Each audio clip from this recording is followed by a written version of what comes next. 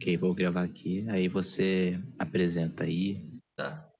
Vê que você vai começar. Deixa eu vou colocar para iniciar. Tá gravando.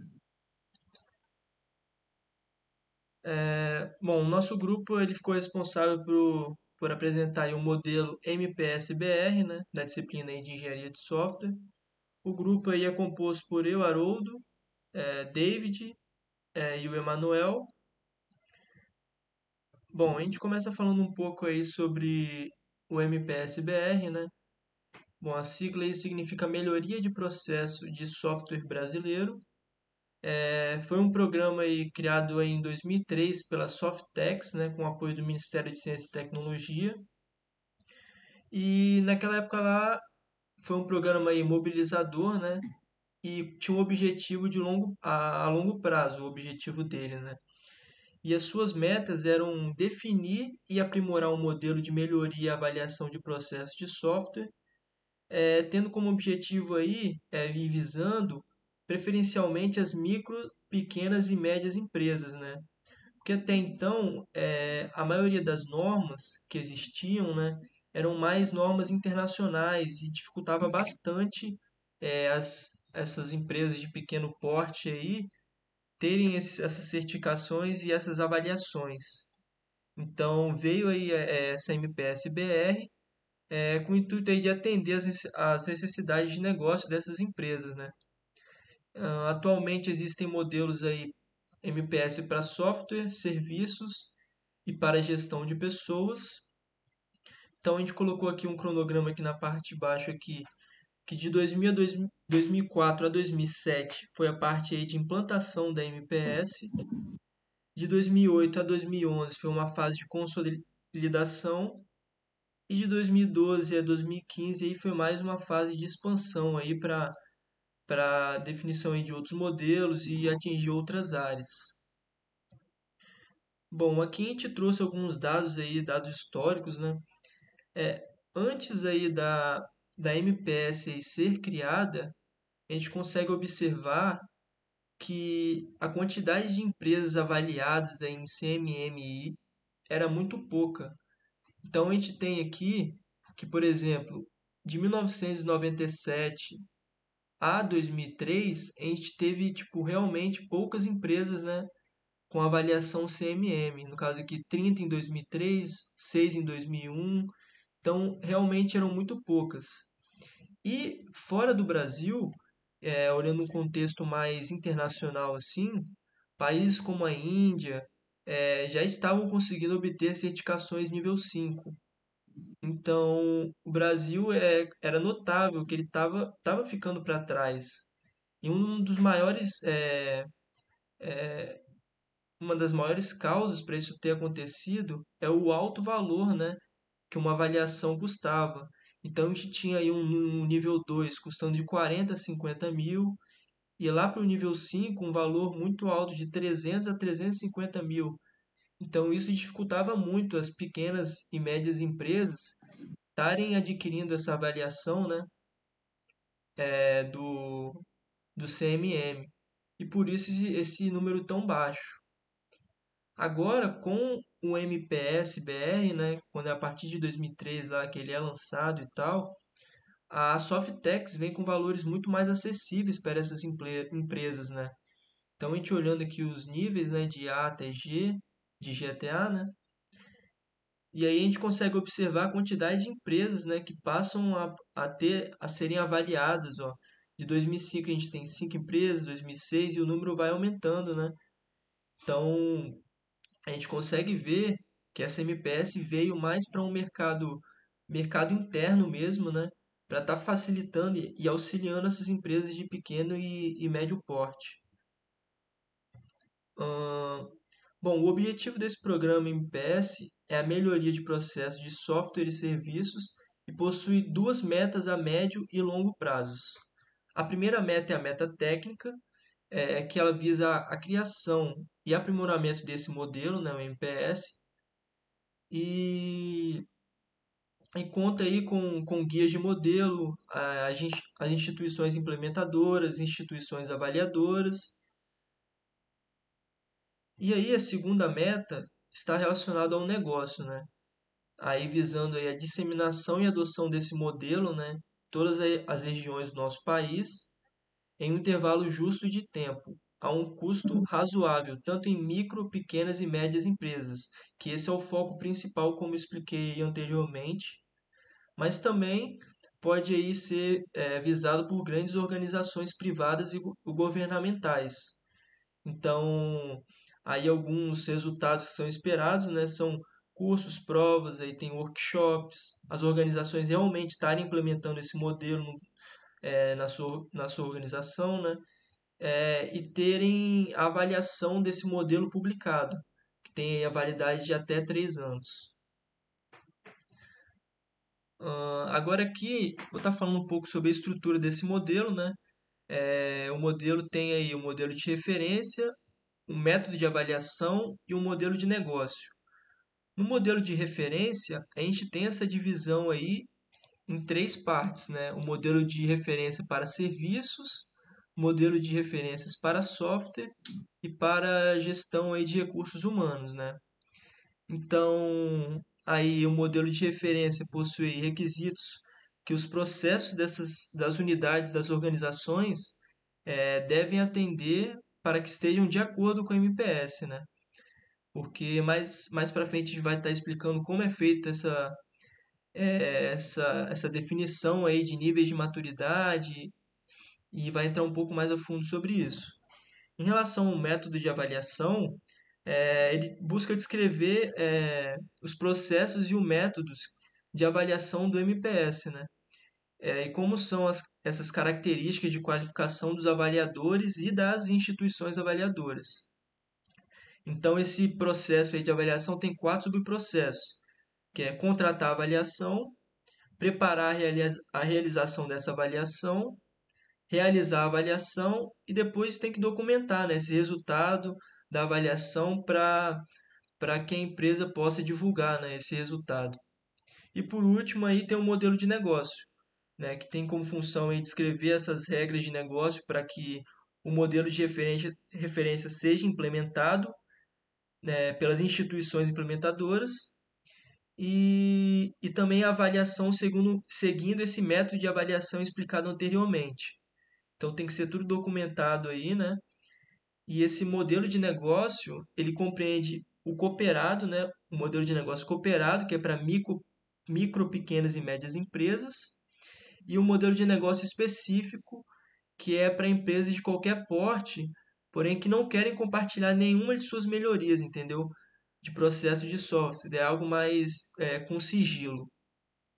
Então, avançando aqui, é a parte aí de modelos e normas que aí o Emanuel vai estar falando um pouquinho aí para vocês. Então, o MPSBR, ele tem diferentes componentes, né? Diferentes processos para algumas partes diferentes da corporação. Por exemplo, tem a parte relacionada a recursos humanos, outra relacionada a software especificadamente, que é onde o grupo ele vai estar fazendo mais o seu foco em relação a essa apresentação. Então, ele também é baseado em normas e modelos já existentes.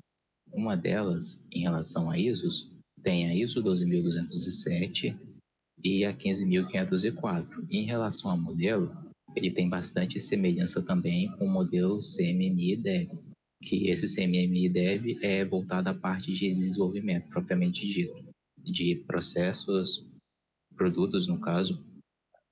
Então, aqui dando uma explicação apenas mais rasa mesmo sobre o que seria essas ISO e esses modelos, a ISO 2207 ela vai definir a estrutura ou a arquitetura também, no caso, para o ciclo de vidas que envolve a construção do software, desde a sua definição, né, da sua construção inicial, até o momento que ele é entregue e, por fim, o seu prazo de vida total, que é desde a sua descontinuação também.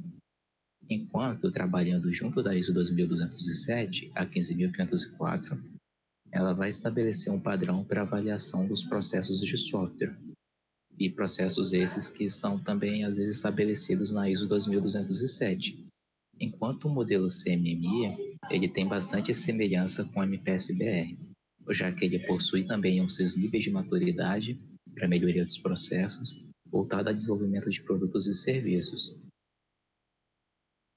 Aqui no modelo o gráfico dele mostrando como funciona o modelo e como ele é baseado também, né? Então, por exemplo, aqui o modelo de referência, aqui seria mais um modelo de referência para o MPS-BR relacionado a software. Então, você tem a ISO 12207, o CMMI-DEV e a 15504, que impacta diretamente no modelo de referência voltado a software, onde para ele vai estar disponibilizado o guia geral, guias de implementação e guias de aquisição.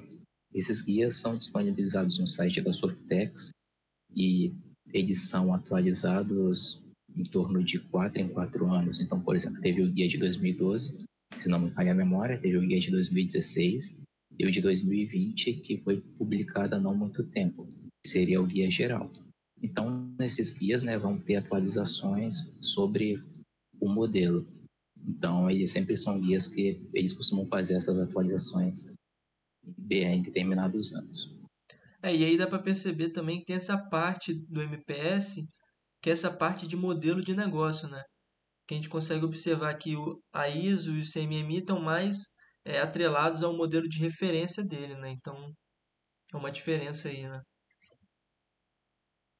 Isso, então você tem, por exemplo, como a gente falou anteriormente, tem um modelo de referência especificadamente para software, assim como existe um modelo de referência para recursos humanos, para negócio. Então, ele não serve apenas para software especificadamente, mas o foco do trabalho vai ser nessa parte, já que é o objetivo. Então, ele vai descrever, né, os requisitos e processos que as empresas devam estar de acordo para que recebam não a certificação, mas sim que se enquadre dentro de um determinado nível de maturidade.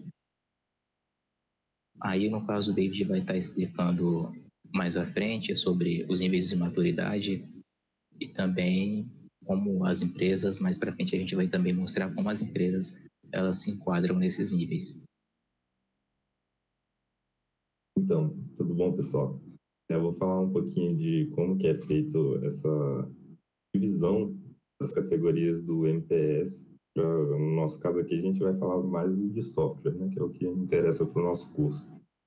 O que acontece? Para você ser qualificado lá no MPS, ele vai te qualificar em alguma categoria, que pode ser entre A ou a G, como os meninos falaram anteriormente. Essa qualificação vai ser dada de acordo com a avaliação que eles vão fazer de processos que estão agrupados nessas categorias. Eu vou listar aqui bem rápido. A categoria G, ela significa que a sua empresa, ela é gerenciada parcialmente. Tem um gerenciamento, acontece, mas ele não é total. O nível F já diz que a empresa é gerenciada. O E é parcialmente definido, o D largamente definido, o C definido, o B tem um gerenciamento quantitativo e o A significa que sua empresa está em otimização, é o nível mais alto que ela pode alcançar. Nesse gráfico aí, nessa imagem que a gente está vendo à direita, ele mostra bem no formato de uma pirâmide, dá para a gente entender bem por onde começa e até onde vai. Eu queria destacar para vocês, do lado esquerdo ali, tem os números 2, 3, 4 e 5, e eles agrupam alguns grupos do MPS. Por exemplo, o 2 ali está agrupando o G e o F. O que é isso? Nessa imagem ele está mostrando os grupos equivalentes ao CMMI. Então, o que acontece? O MPS, ele fez uma escala de processos, vamos dizer assim, mais dividida do que o CMMI. Porque como ele foi feito pensando no mercado brasileiro, eles observaram que é mais fácil para as empresas implementarem os padrões deles de uma forma mais escalável, assim, que consiga, com menos passos, já terem algum progresso. Então, por exemplo, o que seria o nível 2 do CMMI, aqui no MPS, são 2 níveis, o G e o F. O 3 já são 3 níveis. Aí o 4 e o 5 são basicamente os mesmos aqui para a gente também. Vocês podem reparar que não tem o nível 1 aí, que é uma diferença que tem entre o CMMI e o MPS. O nível 1 do CMMI não está sendo abrangido pelo MPS. Então, uma empresa que estaria no nível 1 do CMMI, ela ainda não tem certificação nenhuma no MPS. Aí, a partir do nível 2, ela já consegue.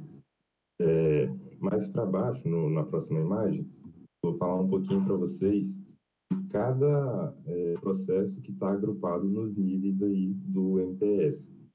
E eu não sobre... vou falar... Rapidinho, David, sobre o que o David falou anteriormente, assim, o interessante também é que o modelo MPS, ele tem uma compatibilidade, né, com outras normas, como a ISO 2207 e o modelo CMMI. Então, por ele ser um modelo mais acessível, como o Haroldo falou no início do trabalho, ele também, a empresa, ela, além de ter um modelo de referência, um acesso bem melhor, porque não tem um alto custo de aquisição dos serviços, ela também já consegue ter uma base de como ela estaria referenciada em relação ao CMMI. Então, ela consegue ter esse ponto de referência, tomando já como base um modelo aplicado no Brasil, mas que também tem compatibilidade com o modelo que é aplicado principalmente internacionalmente. Isso, Que é exatamente. isso, basicamente isso. Ele não veio para reinventar a roda, né? Ele veio para só fazer uma estrutura que seja mais adequada para o Brasil e os países latinos em geral. Tem algumas diferenças do resto do mundo. Por exemplo, a gente pode citar a nossa moeda, né? Que tem um valor bem diferente. E várias outras diferenças de infraestrutura, de educação e por aí vai. Então, ele não está reinventando nada, ele só está adaptando para o nosso mercado. Com isso, nessa imagem aqui, ele mostra que ele agrupou alguns processos que ele vai usar para poder avaliar a empresa de acordo com esse modelo que ele sugere. Eu não vou falar de cada processo individualmente para não ficar muito extenso, mas eu vou falar que alguns, como eu posso dizer, existem algumas exceções aí nesses processos, eu quero citar elas, e aí eu vou mostrando para vocês alguns detalhes dessa pirâmide. Por exemplo, nem todos esses processos que estão aí são obrigatórios para a empresa se qualificar em um nível desse. Na verdade, nós temos 3 processos que eles podem ser excluídos total ou parcialmente, dependendo da sua empresa. Esses processos são os processos de aquisição, você pode encontrar aí no nível F, que é o nível gerenciado, ele está ali com a sigla AQU, é o código dele. Esse processo aí ele pode ser excluído da sua avaliação, desde que a sua empresa não execute esse tipo de ação, né? Não tem esse processo acontecendo lá. Outro processo que também pode ser excluído é o de gerência de portfólio de projetos, também está no nível F, é o GPT. Esse aí você só vai poder excluir da sua avaliação se a única atividade da sua empresa for a evolução de produto. Por exemplo, você tem uma empresa de desenvolvimento de software que desenvolve somente um software e ela melhora cada vez mais aquele software lá. Ela tem um produto único. Então, a gerência de portfólio não faz muito sentido para o seu negócio. Então, você pode excluir isso aí na hora de fazer sua avaliação. E o último item que pode ser excluído é o desenvolvimento para reutilização. Esse tem que seguir algumas orientações que são descritas no manual para ver se você se enquadra ou não e como você pode fazer para excluir esse item da avaliação. Cada item desse, nível G, nível F, nível E até o nível A, os processos são cumulativos, ou seja, para você ter o nível B, não basta você só ter a gerência de projetos, tem que ter a gerência de projetos no nível que eles esperam, e todos os outros processos também têm que ter sido aprovados, desde o nível G até o nível C e o mais processo do nível B. Então, é cumulativo. Você completa o nível G para passar para o nível F, você não pode perder as qualificações do nível G, ainda tem que alcançar as qualificações do nível F, aí você vai subindo na escala. Mais para frente, o Emanuel vai mostrar para a gente algumas empresas, inclusive capixabas, que têm qualificação aqui no MPS, e ele vai mostrar os níveis que elas estão, e aí vocês vão ver bem bacana assim como não é fácil chegar a níveis altos, e aí ele vai mostrar mais para frente, vai ficar bem legal a apresentação. Por hora, a partir de nível é isso. A gente vai falar um pouquinho do nível de maturidade, o Emanuel vai seguir com vocês. Essa Isso parte aqui, na aí. verdade, sou eu, Haroldo, né? Tipo, Ah, antes do Emanuel, confundi. antes do Emanuel falar das empresas, eu vou estar explicando como é essa estrutura do nível de maturidade, né? Então, a gente está aí com essa imagem representando. Bom, o nível de maturidade na verdade, uma combinação dos processos e da capacidade dos processos, né? Como o David falou aí, né? Não basta apenas você ter só é, aquilo referente ao nível que a empresa quer estar, né? Ela tem que ter todos os processos anteriores também devem estar, devem ser alcançados juntos, né? Para ela poder evoluir na escala. Então, os processos eles são descritos segundo o propósito e os resultados esperados pelo aquele nível, né? Então, a gente tem essa combinação. Então, o propósito ele descreve o objetivo a ser alcançado, né? Atingido com a execução desse processo. E os resultados esperados estabelecem os que devem ser obtidos com a efetiva implementação desse processo. E aí na parte de capacidade do processo, né, ela na verdade é representada por um conjunto de atributos que são descritos em termos de resultados esperados, né, desse processo. E aí a gente tem que o progresso e o alcance de um determinado nível de maturidade, eles são obtidos quando esses resultados eles são atendidos, né? Esses resultados esperados do processo eles são realmente atingidos. Bom, e os atributos do processo, eles são uma característica mensurável da capacidade dele, do processo. Então, cada processo tem ali os seus atributos, e aí você consegue mensurar, né, o quanto falta talvez para você conseguir atingir aquele processo, né? São coisas que você consegue estar mensurando. E aí, E só complementando o que você está falando, Haroldo, esses atributos de processo eles são muito importantes para também definir em que nível a empresa vai se enquadrar. Então, entre os níveis de maturidade, de G até o nível A, por exemplo, digamos que você tenha o atributo de processo 1.1 e 1.2 para determinado nível, por exemplo, nível G. Então, caso a sua empresa ela atenda esses, digamos assim, requisitos, ela já pode ser enquadrada, mas para o nível superior, como o David até falou anteriormente, ela não pode também deixar de atender esses atributos, esses requisitos do nível inferior, entende?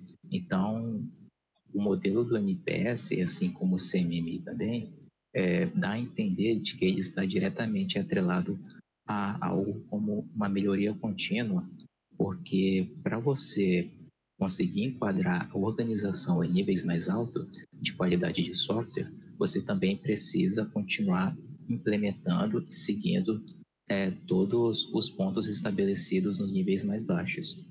E essa parte de atributos de processo está diretamente relacionado também a esse ponto de você pegar os atributos de cada nível e também estabelecer eles para a empresa ou a organização alcançá-los e, por fim, conseguir ir para a próxima etapa, para o próximo nível e alcançar assim, uma melhoria mais contínua.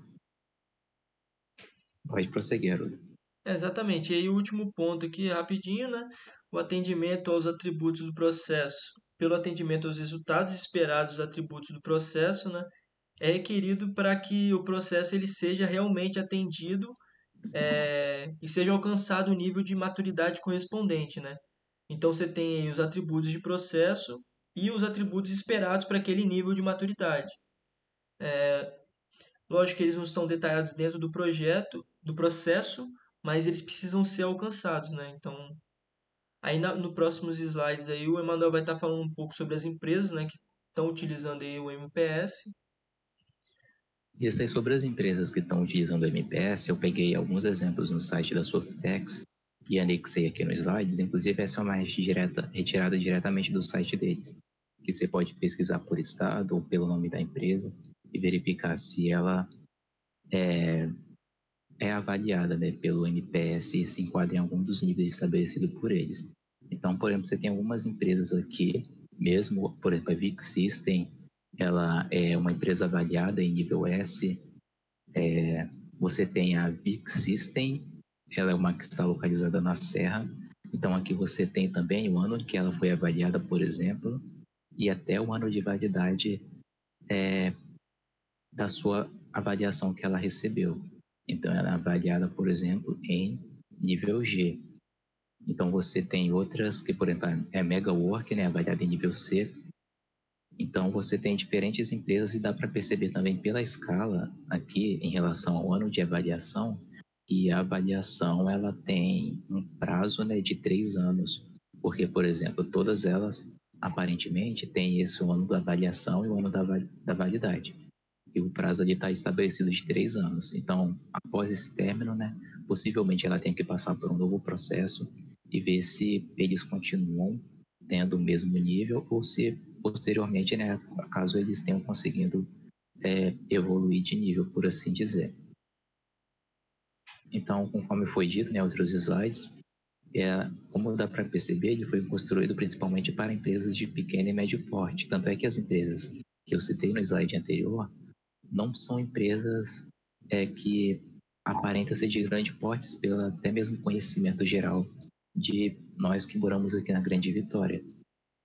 Pelo menos a Big System, eu conheço ela apenas de nome e sei que não é uma empresa que se enquadraria em grande porte, por exemplo. E, como foi dito, né, elas estão localizadas no Espírito Santo e podem ser consultadas também no site da Softex, as empresas que são avaliadas.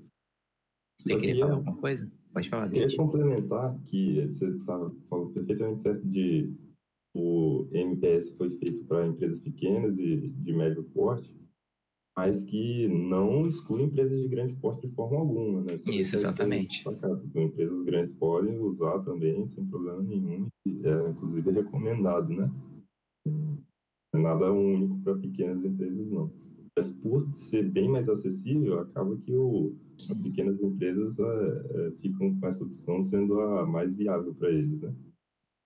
Como o Haroldo mostrou nos primeiros slides, o custo para você solicitar uma avaliação do MPS é bem baixo se comparado com o CMMI.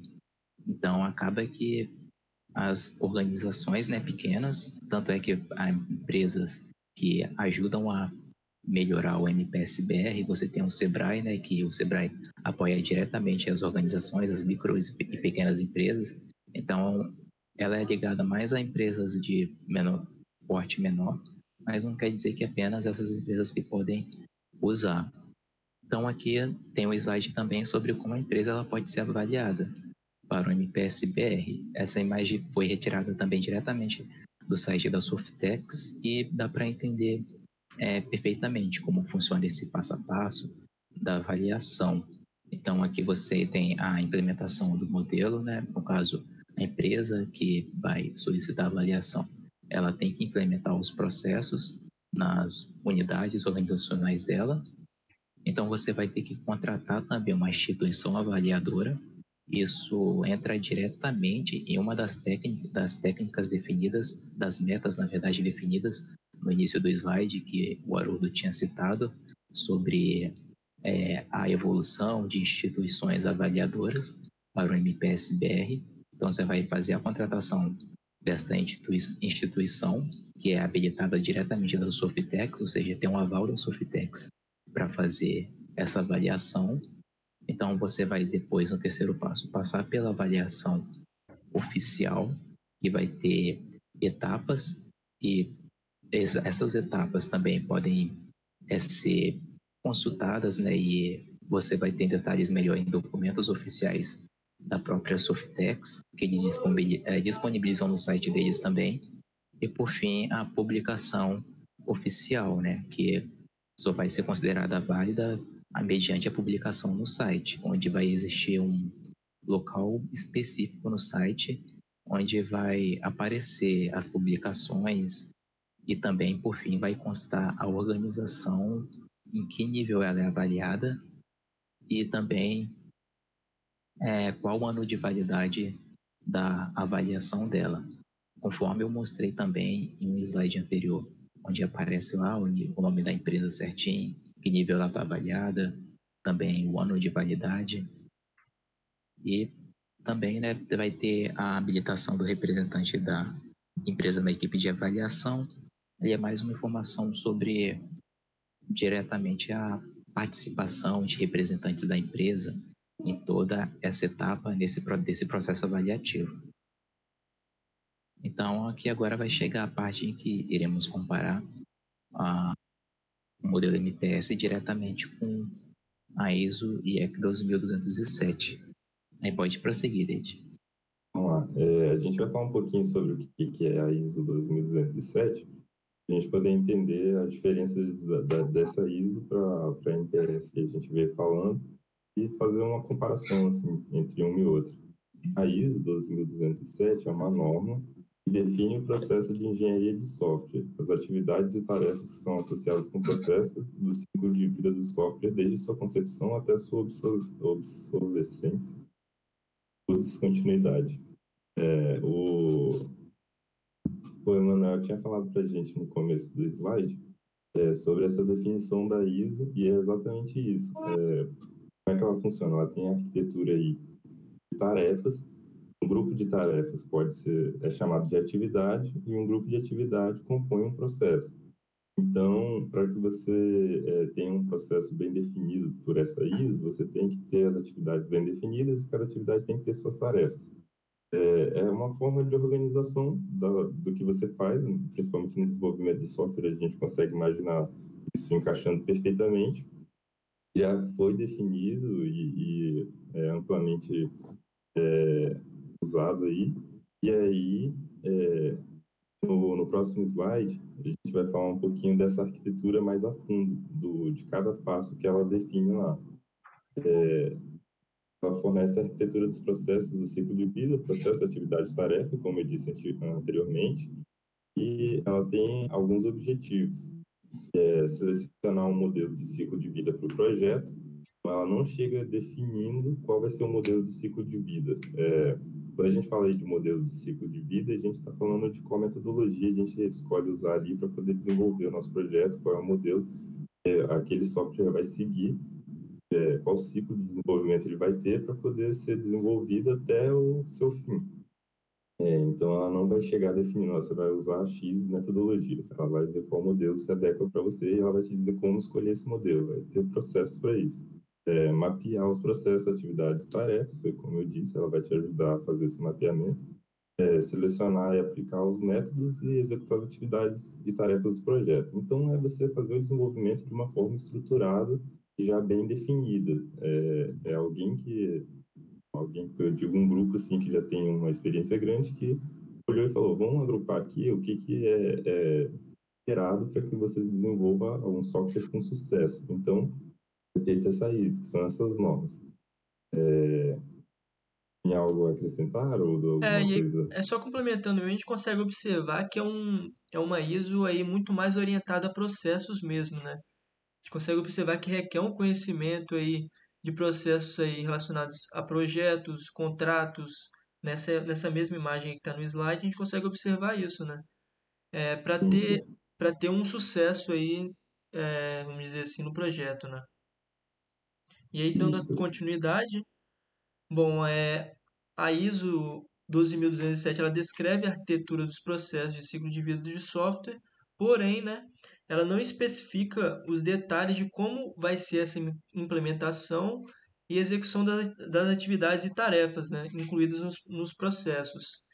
Então, não tem ali meio que um manual para ser seguido, né? Ela não pretende prescrever o nome, formato ou conteúdo explícito da documentação a ser produzida, como o David falou, né? Ela não sugere tipo nenhum ciclo de vida, né? Então isso tem que ser determinado.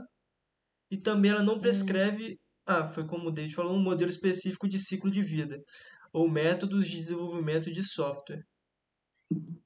Aí, E sobre o que o Haroldo falou também, porque assim, ela não faz essa descrição porque existem também metodologias ágeis que ajudam nessa parte de prescrever um modelo específico, né, de ciclo de vida, e a norma, ela dá para entender porque ela não implementa algumas coisas, porque acredito, eu até vi isso também como opinião de outras pessoas estudando no decorrer para fazer o trabalho, ela ficaria possivelmente bastante extensa se ela fosse levar em consideração diversos pontos que outras partes da engenharia de software já aborda, que outras normas, por exemplo, já abordaria. Então, algumas coisas que ela não aborda é porque já existem modelos e normas que já atendem, né, esse requisito que possivelmente a ISO 2207 não estabelece. Então, exatamente. Como o Emanuel falou aqui para a gente agora, a ISO ela também tem essa visão de que se já tem algo que faz aquilo e faz bem feito, ela não precisa redefinir essas coisas. Ela só vai te indicar o caminho ali. Que foi bem a ideia também quando surgiu o MPS. O MPS surgiu depois dessa ISO e, fundamentalmente, ele visa a criação e disseminação do modelo de referência para melhoria de processo de software, ou seja, ele quer disseminar o MPS, o MRMPS, para as empresas. Agora, o que não é objetivo do MPS é definir algo novo na questão de normas e modelos de maturidade. Ele não pretende criar nada novo porque já tem coisas muito definidas. A novidade que o MPS traz é a estratégia que ele adota para ser implementado. Ele foi pensado na realidade brasileira e então eles fizeram um caminho, uma estratégia para a nossa realidade aqui se encaixa muito bem. É exatamente o que essa imagem mostra aqui abaixo. A gente já tem a ISO 2207, a ISO 15504, também foi falado aqui que complementa uma outra, e o CMMI, que são excelentes ferramentas que a gente tem aí para poder ter uma qualidade alta aí no desenvolvimento de software. Só que a realidade das empresas brasileiras nem sempre era propícia para adequação a essas ISOs. Então, o que aconteceu? A Softex, junto com o governo e várias universidades, se reuniram e criaram o MPS, como se eles agrupassem essas normas, pegassem o melhor de cada um e colocassem de uma forma viável para a nossa realidade, para que sejam implementados. Então, aí surgiu um modelo de referência para a melhoria do processo de software à nossa realidade. Então, ele não substitui nem exclui nenhuma das outras normas, mas ele sugere uma nova forma de implementação que enquadra melhor para o nosso momento aqui no país e também aqui na América Latina em geral, né? Não só no Brasil. E é isso. Alguém vai complementar mais alguma coisa? Ou... Acho que não. Acho que é isso mesmo. Ok, finalizamos aqui então. Valeu, pessoal. Cara, teve uma hora que meu Discord, eu acho que ele caiu. Aí eu